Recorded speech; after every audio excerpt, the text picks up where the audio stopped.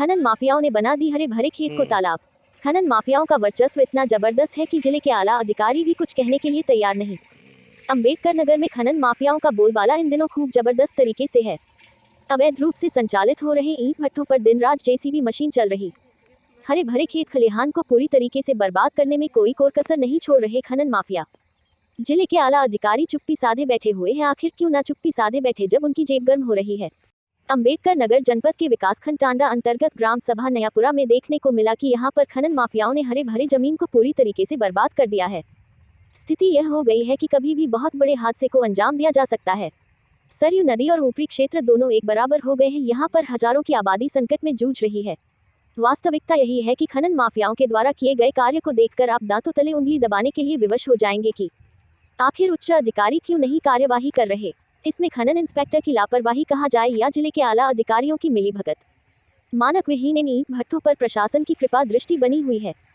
अवैध रूप से संचालित ईंट भट्ठा पर कार्रवाई न होना, खनन माफियाओं पर कार्रवाई न होना, कहीं न कहीं जिले के आला अधिकारियों की मिलीभगत सामने आ रही। आखिर ऐसी क्या मजबूरी है कि प्रशासनिक अधिकारी ध्यान नहीं दे रहे। हरे भरे खेतों को बंजर बनाने में कोई भी कोर कसर नहीं छोड़ रहे खनन माफिया। नमस्कार, इस समय हम विकासखंड टांडा के इब्राहिमपुर थाना क्षेत्र के ग्राम सभा नयापुरा में आए हुए हैं। यहाँ दिखाते हैं खनन माफियाओं के द्वारा क्या कृत्य किया गया है। खनन माफियाओं के द्वारा खनन इस प्रकार से किया गया है कि नदी के कछार और ऊपरी क्षेत्र जो है, जो ग्रामीण क्षेत्र से जो सड़क से जुड़े हुए क्षेत्र हैं, वह एक बराबर हो गए हैं। इस समय हम नयापुरा में आए हुए हैं। यहाँ पर देख रहे हैं खनन माफियाओं के द्वारा कितनी ज़बरदस्त तरीके से खुदाई की गई है। यहाँ आप देख रहे हो, जहाँ मानक के अनुसार शासन के द्वारा जो मानक दिया जाता है उसके विपरीत किस प्रकार से यहाँ जल भरा हुआ है। देख रहे हैं कितने बड़े बड़े गड्ढे हैं। यहाँ आप देख रहे हैं किस प्रकार से 10-10, 15-15 फीट खुदाई हुई है।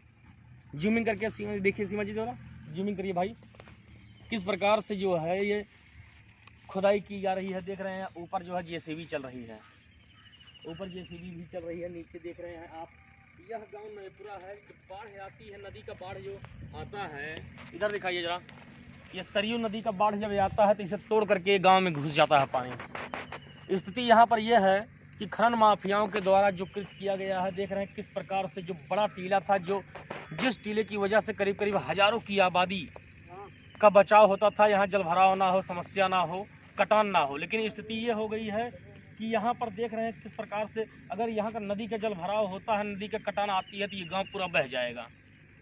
यही गांव नहीं प्रभावित होगा, यहाँ से लेकर के मुकाम दरगाह तक, इल्तफातगंज तक काफ़ी लोगों का नुकसान होगा, काफ़ी आबादी बह जाएगी।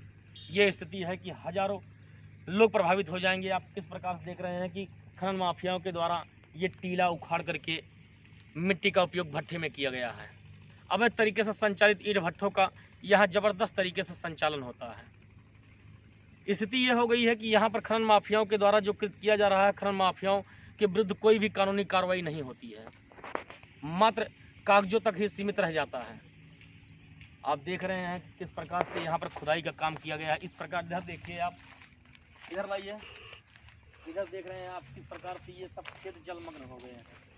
यहाँ पर फसलें बर्बाद हो गई है। ये देख रहे हैं आप किस प्रकार से जलमग्न हो गए हैं। यहाँ पर कितने बड़े बड़े टीले हो गए हैं। ये गाँव है नयापुरा गांव, यहाँ हजारों की आबादी है, लेकिन नहीं, यहाँ पर अधिकारियों की लापरवाही सरेआम सामने आ रही है कि खनन माफियाओं पर कार्रवाई न करना आगे आने वाले समय में बहुत बड़ा दुर्घटना का सबब बनेगा। सरयू नदी का जल स्तर जिस प्रकार से तेज़ी से बढ़ता है, उसी प्रकार से यहाँ पर भी पानी का बहाव तेज़ी से आ जाता है। आगे दिखाते हैं आगे कैसी स्थिति है। ये है सड़क से जुड़ा हुआ क्षेत्र। यहाँ देख रहे हैं ईंट भट्ठों का संचालन हो रहा है।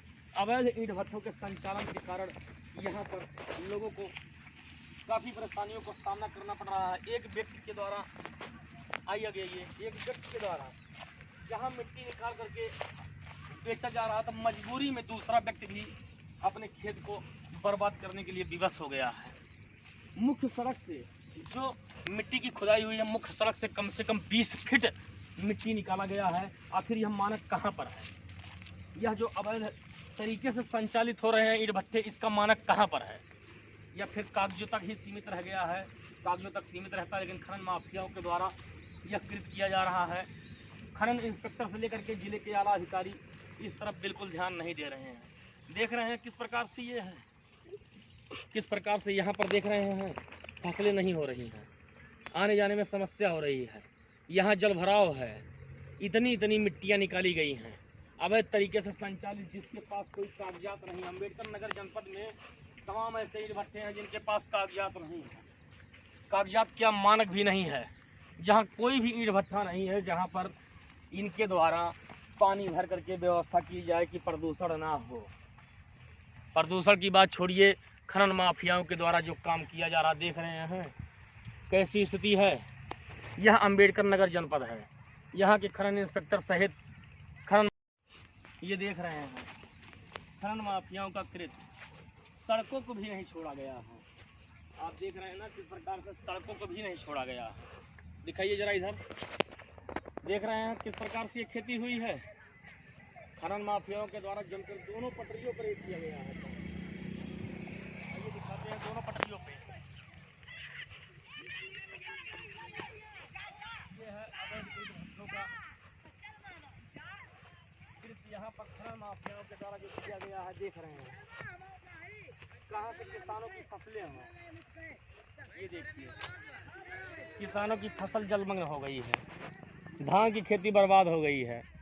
अवैध ईंट भट्टों का देख रहे हैं किस प्रकार से संचालन हो रहा है, कितनी खुदाई हुई है। अभी भी आगे देखिए ईंट भट्टे पे जो है मिट्टी लग रही है।